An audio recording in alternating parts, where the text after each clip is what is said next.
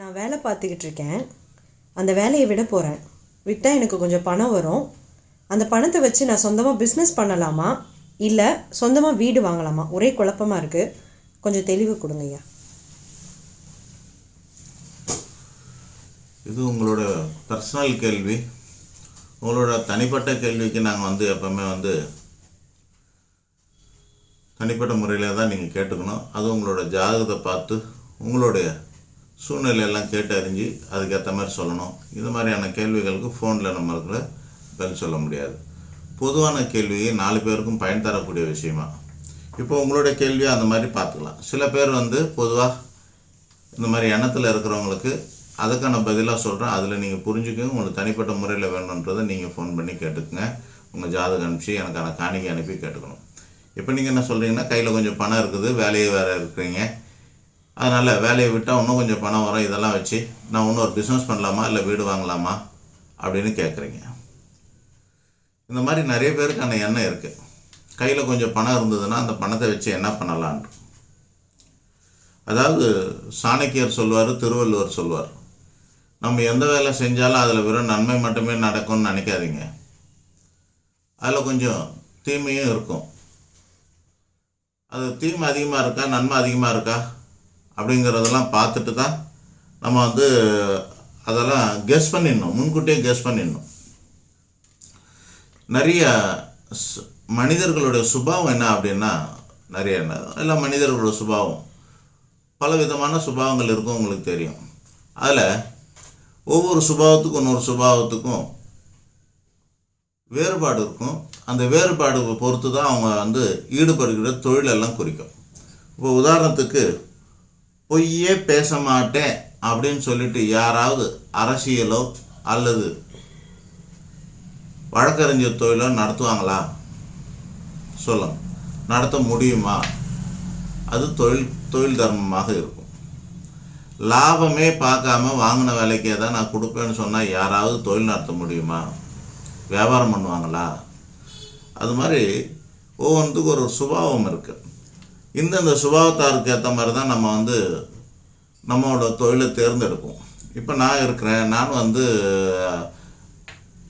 அறசார்ந்து வாழற வாழ்க்கை, அகிம்சை அப்படின்னு சொல்லக்கூடிய வழியில் போடுறவங்க. நான் கறி கடை வைக்க முடியுமா? என்னால் கறி கடை வைக்க முடியுமா? சைவம் சாப்பிட்ற ஒருத்தனால கறி கடையில் வேலை செய்ய முடியுமா அப்படின்னா இதெல்லாம் கேள்விக்குறி, சாதகம் இல்லை, அது நடக்காது, அது ஒத்து வராது. இது மாதிரி அவங்களோட சுபாவத்துக்கு ஏற்ற மாதிரி தான் அவங்களோட வேலைகளெல்லாம் தேர்ந்தெடுக்கணும். ஒரு சொந்தமாக தொழில் பண்ணுறதுக்குங்கிறது மிகப்பெரிய தைரியம் வேணும். முதலீடு போட்டு தொழில் பண்ணுறதுக்கு மிகப்பெரிய தைரியம் வேணும். பெரிய பெரிய சூப்பர் ஸ்டார்லாம் கூட, சினிமாவில் நடிக்கிறவங்க கூட அவங்க சொந்தமாக படம் தயாரிக்கணும்னா பயப்படுவாங்க. ஏன்னா அவங்களால அது லாபம் ஈட்டுமா என்னான்னு. அவங்களே நடிச்சுக்கிறாங்க, என் படம் தான் நல்லா ஓடுது, நானே நடிச்சுக்கலான்னா கூட வரமாட்டாங்க, நம்ம வேலை இது இல்லைன்னு. அதுபோல் நிறைய பேருக்கு பயம் இருக்கும். அரசியலுக்கு வர்றதுக்கு ரஜினிகாந்த் பயப்படுறாரு, வர முடியாது. இவரோட சுபாவத்துக்கு அரசியலுக்கு ஒத்து வராது. அது மாதிரி சில பேரால் வாழ முடியாது. அண்ணாமலைங்கிறவர் போலீஸில் வாழ முடியல, போலீஸில் அவரால் குப்பை கொட்ட முடியல, அவரால் வாழ முடியல, போலீஸ் வேலையை அவரால் செய்ய முடியல. ஏன் செய்ய முடியல? இவரோட சுபாவத்துக்கு அது ஒத்து வரலை. எங்கே பார்த்தாலும் குற்றம் கண்டுபிடிச்சி அந்த குற்றத்துக்கு எல்லாரும் ஸ்ட்ரெயிட் ஃபார்வர்டாக இருக்கணும், எல்லாம் நேர்மையாக இருக்கணும் அப்படின்னு நினைக்கும்போது அங்கே அரசியல் குறுக்கீடு இல்லாமல் ஒரு காவல்துறை இருக்காது. எந்த மாநிலத்திலும் அரசியல்வாதிகள், அதிகாரிகள், அமைச்சர்கள் சொல்லக்கூடியவர்களுடைய, ஆட்சியாளர்களுடைய குறுக்கீடு இல்லாமல் ஒரு இடத்துலும் காவல்துறை இயங்க முடியாது. ஸோ அவரோட சுதந்திரம் பாதிக்கப்படும் போது அவர் அந்த வேலையை விட்டுட்டு வர்றார். ஆக ஒவ்வொரு மனிதனுக்கும் ஒரு சுபாவம் இருக்குது. அந்த சுபாவத்துக்கு ஏற்ற மாதிரியான வேலையில் தான் இருக்கணும். அப்போது சொந்தமாக தொழில் பண்ணுறதுக்கான சுபாவம் என்ன அப்படின்னாக்கா, அளவுக்கு அதிகமான தைரியம், கிட்டத்தட்ட சூதாடுற மாதிரியான ஒரு தைரியம் இருக்கணும். போட்ட முதல் கிடைக்குமா கிடைக்காதுங்கிறது சந்தேகம் தான். கிடைக்கலன்னா பரவாயில்லன்னு பார்த்துக்கிட்டு தான் இறங்கணும். அதுதான் அந்த மாதிரியான ஒரு தைரியம். வெறுங்கையில் முழம் போடுறதுக்கு நிறைய பேருக்கு வழி இருக்கும், ஆசை இருக்கும். வெறுங்கையில் முளை போடுறவங்க, அதான் பேராசைன்னு சொல்லக்கூடியது. அப்படியேப்பட்டவங்க என்ன பண்ணுவாங்கன்னா, ரோட்டில் நடந்து போனாலுமே பெரிய பெரிய உயரமான பில்டிங்கெல்லாம் பார்த்து பார்த்து ஏங்கிக்கிட்டே போவாங்க. எவ்வளோ பெரிய பில்டிங் கட்டுறாங்க அப்படி இப்படின்னு. நீண்ட காலமாக வாடகை வீட்டில் இருக்கிறவங்க, பிறந்ததுலேருந்தே வாடகை வீட்டில் இருக்கிறவங்க, அல்லது வீட்டு ஓனரோட தொந்தரவில் பாதிக்கப்படுறவங்க, இவங்களோட லட்சியம் என்னவாக இருக்குன்னாக்கா சொந்தமாக ஒரு வீடு வாங்கணுன்றதாக இருக்கும். அதுக்காக என்ன பண்ணுவாங்க, பாதி கடன் மீதி நகை வைக்கிறது இதெல்லாம் பண்ணி வீடை கட்டிட்டு கடைசி 6 மாதம் மேலே இஎம்ஐ கூட கட்ட முடியாமல் வீடை விற்றுட்டு கூட போகிறாங்க. ஆசைக்கு வீடை வாங்கிட்டு கடைசியாக வீட்டுக்கு இஎம்ஐ கட்ட முடியாமல் விற்றுட்டு போகிறாங்க. அல்லது பேங்க்காரன் வாசலில் வந்து சத்தம் போட்டு போகிறான். அல்லது வச்ச நகை மீட்ட முடியாமல் இழந்து போயிடுவாங்க. இப்படிலாம் நடக்கிறதெல்லாம் நம்ம பார்க்குறோம். இதுக்கெல்லாம் என்ன காரணம் அப்படின்னா, அழிவதும் ஆவதும் ஆகி வழி பழக்கும் ஊதியமும் சூழ்ந்து செயல், திருக்குறள். ஒரு வேலையில் வந்து எந்த ஒரு வேலை செஞ்சாலும் எந்த ஒரு காரியம் தொடங்கினாலும் அந்த தொடக்கத்தில் நம்ம செய்ய வேண்டியது 3. இதனால் ஆக்கப்பூர்வமான விஷயங்கள் எவ்வளோ இருக்குது, பயன் தரக்கூடிய விஷயங்கள் எவ்வளோ இருக்குது, அழிவுபூர்வமான விஷயங்கள் எவ்வளோ இருக்குது, நஷ்டகரமான விஷயங்கள் எவ்வளோ இருக்குது, மீதி நிற்க போகிறது லாபமா நஷ்டமா அப்படின்னு கூட்டி கழித்து பார்த்து சொல்லணும். ப்ளஸ் பாயிண்ட் இருக்கும், மைனஸ் பாயிண்ட் இருக்கும். ப்ளஸ் அதிகமாக இருக்கா, மைனஸ் அதிகமாக இருக்கா, மைனஸ் இல்லாமல் ஒன்றுமே இருக்காது, நஷ்டம் இல்லாமல் எதுவும், செய்கூலி சேதாரம் இல்லாமல் எதுவுமே நடக்காது. ஒரு வேலை வச்சிங்கன்னா அதுக்கு செய்கூலியாக வேலைக்கு ஆள்களை வைக்க வேண்டும். சில பல நஷ்டங்கள் ஆகும். ஆஃபீஸுக்கு வாடகை கொடுக்கறது, கரண்ட் பில் கட்டுறது, டீ காஃபி வாங்கி கொடுக்கறது, வரி கட்டுறது, விளம்பரப்படுத்துறது, இந்த மாதிரி ஏகப்பட்ட செலவுகள்லாம் இருக்கும். இந்த செலவுகளையும் கணக்கிட்டுக்கணும், வரப்போகிற வருமானத்தையும் கணக்கிட்டுக்கணும். லாபத்தில் நஷ்டத்தை கழிச்சிட்டு அல்லது செலவுகளை கழிச்சிட்டு வரவு மற்றும் லாபத்தை கூட்டி அதில் செலவு மற்றும் நஷ்டத்தை கழித்து மீதி இருக்கிறது நமக்கு போதுமா, அது நம்ம போட்ட முதலீடுக்கு சரியா, இப்படியெல்லாம் கணக்கிட்டு பார்க்குறது தான் புத்திசாலித்தனமாக இருக்கும். மேலோட்டமாக அவன் செய்கிறானே இவன் செய்கிறானேன்னு தகுதியே இல்லாமல் அல்லது அந்த தொழிலுக்கான சுபாவமே இல்லாமல் இறங்குறதெல்லாம் மிகப்பெரிய முட்டாள்தனமாக கருதப்படும். இந்த முட்டாள்தனத்தை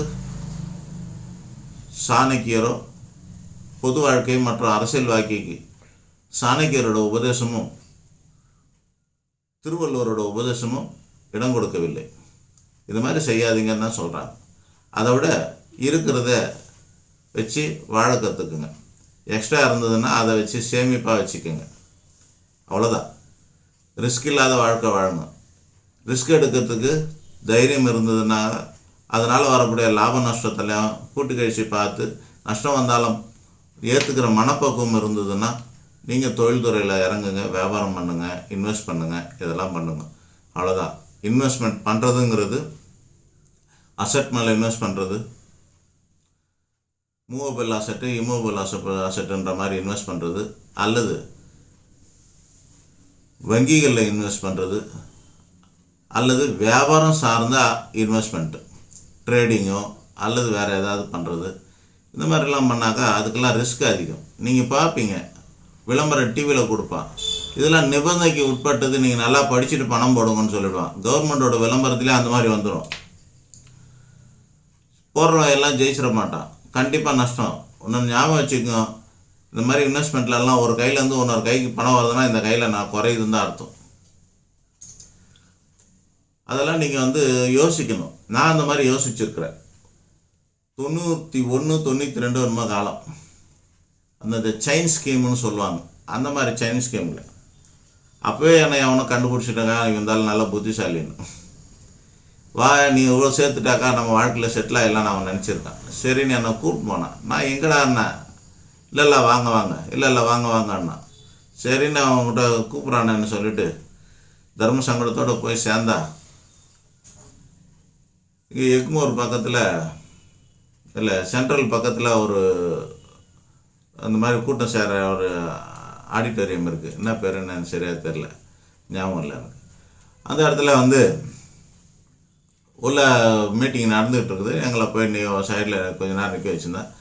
டெஸ்ட் மணிக்கு ஏற்றத்துக்கு கேட்டாங்க. அந்த ஆள் புதுசு என்ன பண்ணிட்டான், எண்ணெய் ஏற்றி விட்டான். மேலே ஏற்றி விட்டுட்டு இதிலெல்லாம் லாபம் வரும் இவர் சொல்லுவார் அப்படின்ற மாதிரி பேசிட்டானுங்க. நான் என்ன பண்ணேன், அந்த டைமில் 10 நோட்டு இருந்தது என்கிட்ட. அந்த நோட்டை எடுத்து வச்சுட்டு, பாருங்க இந்த கைக்கு இந்த நோட்டு வந்ததுனாக்கா இந்த கைக்கு வந்து லாபம், இப்படி லாபம், இப்படி லாபம், இப்படி லாபம், இந்த மாதிரி இப்போ வந்து இந்த கைக்கு 10 நோட்டு லாபம் வந்திருக்கு. அப்போது இந்த கைக்கு என்ன ஆயிருக்குனாக்கா ஒன்றும் இல்லைன்னா என்ன அர்த்தம்னா நஷ்டம். அப்போது உங்களுக்கு லாபம் வருது அப்படின்னாக்கா வேறு யாரோ ஒரு கைக்கு நஷ்டம் வருதுன்னு அர்த்தம். அந்த கை நம்ம கண்ணுக்கு தெரியாமல் போகலாம், ஆனால் யாரோ பாதிக்கப்படுவாங்க. இதுதான் செயின் ஸ்கீமு. இந்த மாதிரியான ஸ்கீமில் எம்எல்எம்னு சொல்லக்கூடிய மல்டி லெவல் மார்க்கெட்டிங்னு சொல்லக்கூடிய இடம், எல்லாம் எம்எல்எம்னு சொல்கிறது. இந்த மாதிரி இடங்களில் வந்து ஒருத்தருக்கு லாபம் வருதுன்னா இன்னொருத்தருக்கு நஷ்டம் வர்றதுக்கு வாய்ப்பு இருக்குது. பொருள் இல்லாத வியாபாரம் அல்லது இந்த மாதிரி ஸ்கீமில் பண்ணாதீங்க. ஏதாவது பொருளை கொண்டு பண்ணாங்கன்னா மட்டும் செய்யுங்க. அந்த ஏன்னா கொடுத்த பணத்துக்கு பொருளாட்சி வந்துச்சுன்னு இருக்கும். பொருளும் இல்லாமல் வெறும் பணத்தை மட்டுமே வச்சு இது பணம் கொடுத்தா அதுக்கு ரசீடு இல்லைன்னா டாக்குமெண்ட்டு பாண்டு ஏதோ தருவானுங்க. இது மாதிரிலாம் வச்சு பண்ணுறாதீங்க. ஒரு ஆளுக்கு லாபம் வருதுன்னா இன்னொருத்தர் நஷ்டம் வருது. நஷ்டம் வர இடம்லாம் வந்து அது அவங்களோட சாபத்துக்கு நம்ம ஆளாகவும் அதை பண்ணாதீங்கன்னு சொன்னேன். அது வந்து அந்த மேடையில் வந்து எதிர்மறையான விளைவுகளை ஏற்படுத்திச்சு. அதனால் என்ன பண்ணாங்க, என்னை கூப்பிட்டு அந்த வர கீழே கூப்பிட்டு வச்சு அடிச்சிட்டானுங்க. ஸோ இந்த மாதிரி ஆயிடுச்சு. எப்போ அதெல்லாம் நம்ம தெரிஞ்சுக்க வேண்டியதுன்னா என்னாலும் எதுக்கு ஒத்து வருவோன்னு. என்னோட சுபாவம் என்னன்னா நேர்மையாக தொழில் பண்ணுறது. அந்த மாதிரி அடுத்தவங்களை ஏமாற்றியோ அல்லது இந்த மாதிரியான விஷயத்துல எல்லாம் தொழில் பண்ணுறதுலாம் நமக்கு விருப்பம் இல்லை. என்னை கூட்டு பண்ணது அந்த ஆள் தப்பு. அதனால் அவர் அடி வாங்கினார். ஓகே. அதுபோல் பேராசையில் போய் விழுந்துடாதீங்க. சூழ்ச்சியில், ஷேரில், ட்ரேடிங்கு இதெல்லாம் உங்களுக்கு தெரியாமல் கற்றுக்காமல் போய் விழாதீங்க. லாபமும் நஷ்டமும் வரும். 10 வாட்டி லாபம் வருது, 3 வாட்டி நஷ்டம் வருதுன்னா மொத்தத்தையும் லாபத்துலேருந்து நஷ்டத்தை கூட்டி கழிச்சு பார்த்து மீதி 7 வாட்டியா இதை ஏற்றுக்கலான்ற மனப்பக்குவம் இருந்தால் மட்டும்தான் நீங்கள் ஏற்றுக்கணும். எல்லாத்துக்கும் மேலே அனுபவங்கிறது ரொம்ப முக்கியம். வெறும் படிப்பறிவே வச்சுக்கிட்டு ஏட்டு சுரக்கா கறிக்கு உதவாது. நாங்கள் வெறும் படிப்பறிவே மட்டும் வச்சுக்கிட்டு வாழ முடியாது. ஐஏஎஸ் பாஸ் ஆகிட்டாங்க உடனே எடுத்து உங்களுக்கு வந்து கலெக்டரேட் உட்கார வச்சிட மாட்டாங்க. ஐபிஎஸ் முடித்த உடனே உடனே வந்து அவங்கள வந்து போஸ்டிங் கொடுத்து அவங்களுக்கு வந்து ஒரு 4 ஸ்டேஷனுக்கு ஏசியாக உட்கார வச்சிட மாட்டாங்க. அவங்களுக்கு ஏகப்பட்ட ட்ரைனிங் கொடுத்துட்டு கடைசியாக கீழ் லெவலில் இருந்து மேலே வராங்க. சென்ட்ரியாக துப்பாக்கி பிடிச்சிட்டு ரோட்டில் நின்றுட்டு ஸ்டேஷன் வாசல் நின்றுட்டு அதுக்கப்புறம் ஏட்டாகும், அதுக்கப்புறம் எஸ்ஐ ஆகும், இன்ஸ்பெக்டர் எல்லாம் ஒரு நாள் 2 நாள் வேலை செஞ்சு தான் கடைசியாக அந்த ட்ரைனிங்லாம் முடிஞ்சு தான் அவங்களாம் அந்த மாதிரிலாம் வரணும். ஈஸியெல்லாம் எங்கேயும் வந்துட மாட்டாங்க. அது மாதிரி கலெக்டருங்களாம் அப்படி தான். ட்ரைனிங்லாம் நிறைய இருக்குது அவங்களுக்கு. அங்கேயே ட்ரைனிங் சிஸ்டம்லாம் அதுதான் அனுபவத்துக்கு பதில் ட்ரைனிங். ஆக அனுபவமோ ட்ரைனிங்கோ இல்லாமல் நீங்கள் வந்து முதலீடு போட்டு நஷ்டமாகறதெல்லாம் அது வந்து நல்ல விஷயம் கிடையாது. உங்களோட முதலீடு நீங்கள் தக்க வச்சுக்கங்க. அதுக்கு முன்னாடி உங்களோட சுபாவம் என்னான்னு செக் பண்ணிங்க. உங்களோட சுபாவம் தான் வாழ்க்கை. உங்களோட சுபாவத்துக்கு எது ஒத்து வரும் பாருங்கள். இன்னொரு ஆள்கிட்ட வேலை செய்கிறது ஒத்து வந்தால் வேலை செஞ்சுக்கிட்டே இருங்க, நிம்மதியாக இருக்கும். இல்லை ஈகை இடிக்குது என்னால் வேலை செய்ய முடியாது அப்படின்னாக்கா சொந்தமாக தொழில் பண்ணணுன்னாக்கா லாப நஷ்டத்தெல்லாம் சகிச்சுக்கிற சுபாவம் இருக்கான்னு பார்த்துக்குங்க. ரிஸ்க் எடுக்கணும். ரிஸ்க் எடுக்கிற சுபாவம் இருந்ததுன்னா மட்டும்தான் சொந்தமாக தொழில் பண்ணணும். நன்றி, வணக்கம்.